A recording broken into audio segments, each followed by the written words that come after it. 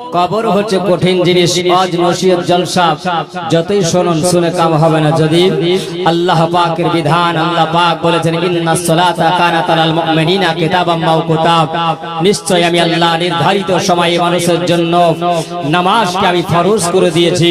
বান্দারে তোমরা সালাতের ধাবিত হয়ে যাও। মহান আল্লাহ পাকের অর্ডার। আব্বাজি আমার সোনা মানিকেরা সুবহানাল্লাহ।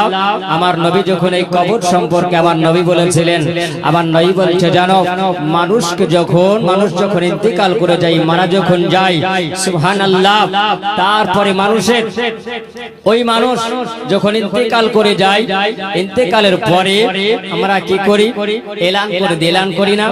যমক মারা গেছে, মরে যাওয়ার পরে সুবহানাল্লাহ ওই মানুষটাকে আমরা কি করি? গোসল দিই। গোসল দিত। গোসল দেওয়ার পরে সুন্দর করে আতর সুরমা লাগিয়ে দেওয়ার পর তাকে নিয়ে যাওয়া হয় কোথায়? ঈদগাহ ময়দানে, না হয় জানাজার ময়দানে, কবরস্থানের ময়দানে নিয়ে যাওয়া হয়। ওই জায়গায় যারা জানাজা কমপ্লিট হয়, জানাজা হয়ে যাওয়ার পরে তাকে কবরে নিয়ে যাওয়া হয়। কবরে যখন নিয়ে যাওয়া হয়, বিসমিল্লাহি ওয়া মিল্লাতি রাসূলিল্লাহি ফি সাবিলিল্লাহ, আল্লাহর রাস্তায় তাকে সুন্দরভাবে শুইয়ে দেওয়া হয়। তুমি রাসূল দরের মানুষ বলে তাকে শুইয়ে দেওয়া হয়। আমার নবী বলছেন জানো তারপরে সুবহানাল্লাহ ওই কবরের মধ্যে যখন সব কবরটা যখন কমপ্লিট হয়ে যায়, কমপ্লিট হয়ে যাওয়ার পর আমার নবী বলছেন একজন ফেরেশতা আসে।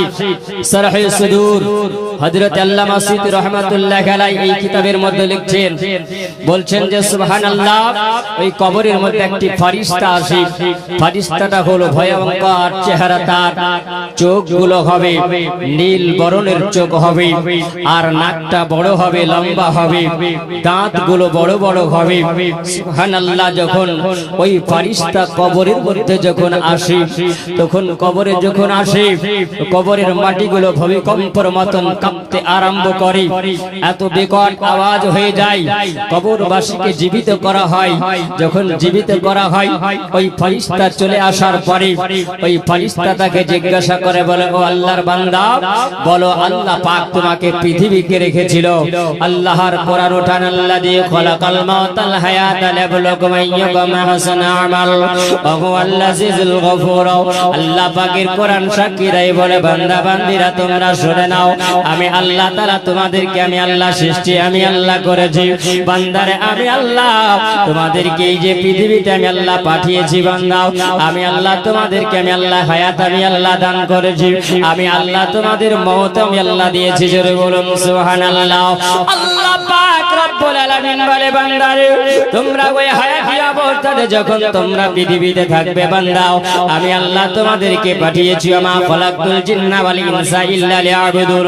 আমি আল্লাহ তাআলা তোমাদেরকে আমি আল্লাহ তাআলা পাঠিয়েছি, দুটো জাতিকে আমি আল্লাহ পৃথিবীতে পাঠিয়েছি।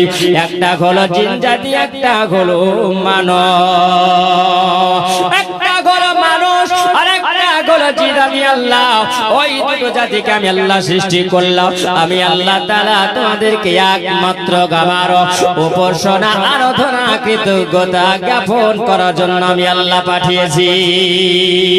বান্দা তোমরা যদি আল্লাহ পাকের ইবাদত যদি না করো, আল্লাহর কোনো ক্ষতি হবে না, আল্লাহর কোনো লস হয়ে যাবে না। বান্দারে যদি তোমরা আল্লাহর যদি ইবাদত যদি না করো, আল্লাহ পাক বলে ওয়ালাকাদ জারাগানা জাহান্নামা কাসীরাম মিনাল জিন্নি ওয়াল ইনস। আমি আল্লাহ তাআলা ওই দুটো জাতির জন্য আমি আল্লাহ শাস্তির জায়গা রেখেছি। আমার বলো বলো আজকে তুমি রাঙ্গা হাতে তলোয়ার নিয়ে চলে যাও। এ ওমর তুমি এত দ্রুত বেগে কোথায় চলে যাও? আমার বলো এ ওমর তুমি কোথায় যাও? ওমর বলতে আছেন, বলে আমি জন্য চলে যাই। ওই আব্দুল্লাহর বেটা মুহাম্মদ নাকি একটা নতুন ধর্ম চালু করছে। এই নতুন ধর্ম চালু করার কারণে আজকে মক্কা নগরে বিভ্রান্তি আরম্ভ হয়ে যায়।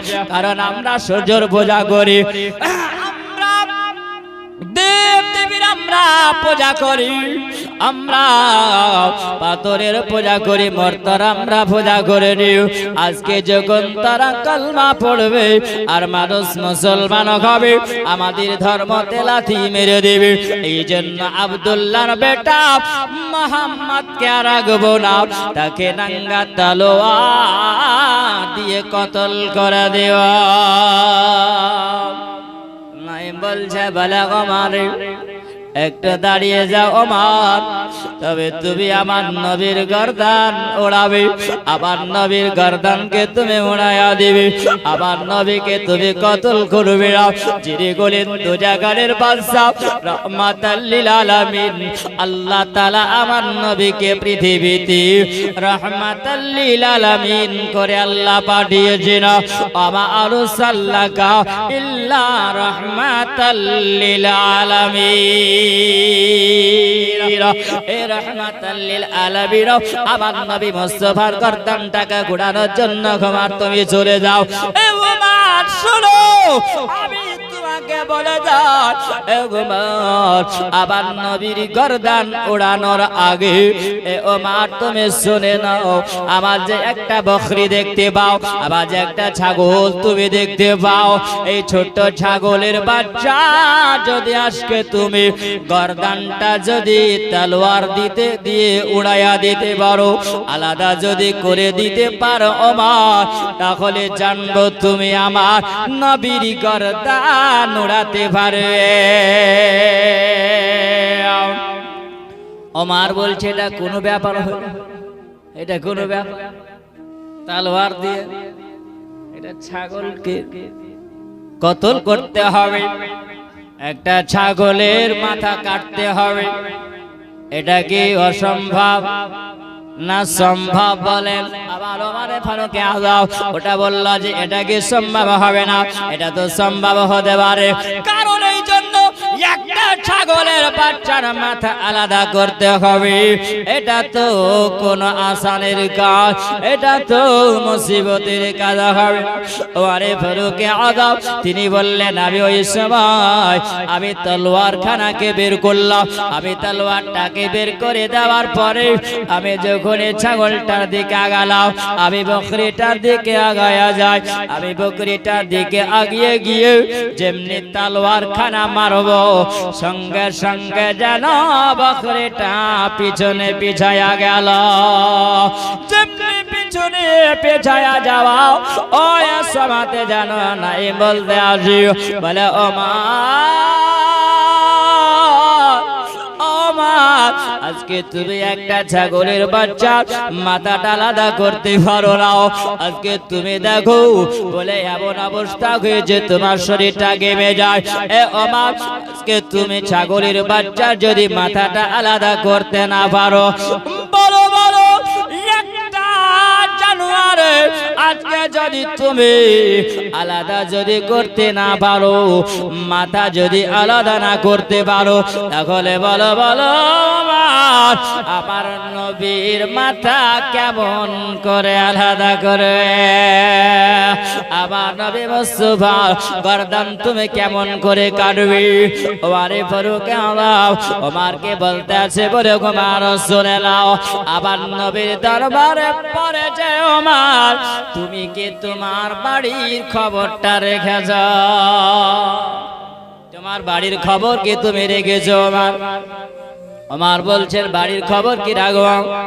বলে শোনো, তুমি যদি বাড়ির খবর না রাখতে পারো, আগে নিজে ভালো হও, তাহলে তুমি অপরকে ভালো হতে বলিও। বলে আগে নিজের চরখাই বলেন, আগে নিজের ফ্যামিলিকে দেখো, তারপরে কাউকে তুমি শাসন করতে যাবে।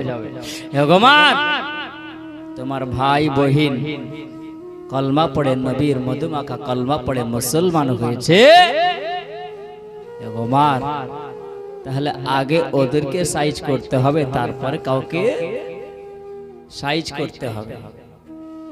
আমার মাথা গরম তাই